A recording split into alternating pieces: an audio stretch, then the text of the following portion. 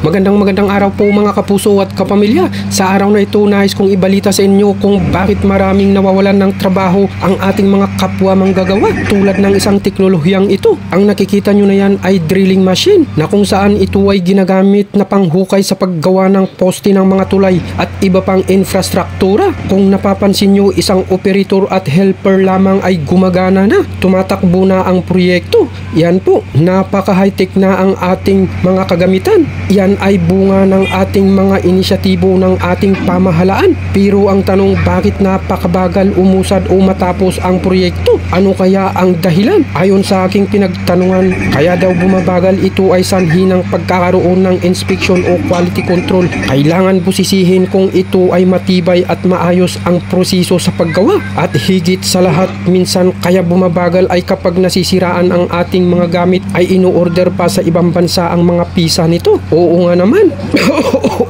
Ay naku po, excuse me po. Hanggang dito lang po ang inyong lingkod, Dan Idol, dito lang po sa 24/7 mga kapuso at kapamilya. Maraming salamat po.